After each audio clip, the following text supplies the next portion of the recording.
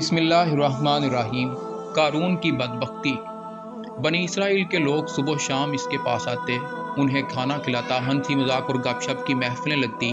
اس کی بدبختی برقرار رہی، یہاں تک کہ اس نے ایک بری عورت کو بلوایا تو اس نے کہا، کیا تو چاہتی ہے کہ میں تجھے مالدار بنا دوں اور تجھے اپنے گھر کی عورتوں میں شامل کر لوں، لیکن شرط یہ ہے کہ جب بنی اسرائیل کے لوگ میرے پاس جمع ہوں تو وہ مجھ سے کہے کہ قارون تو مجھے موسیٰ علیہ السلام سے نہیں روکے گا۔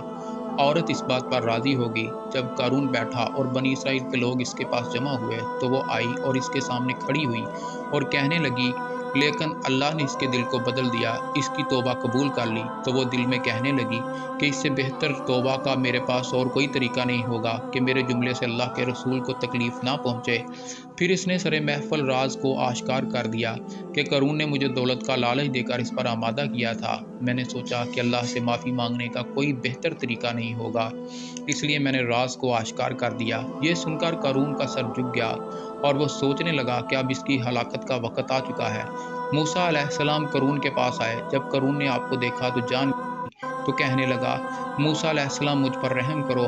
آپ نے کہا کہ اے زمین سے نکل جا، تو اس کا مکان ہلنے لگا اور قارون اپنے ساتھیوں سمیت زمین میں دنس گیا۔ قارون کو زمین میں دنسا دیا جانا۔ اس نے رحم کی بہت اپیل کی۔ آپ نے دوبارہ زمین کو حکم دیا کہ انہیں پکڑ لو۔ اس پر پھر مکان ہلا اور سب ناف تک دنس گئے۔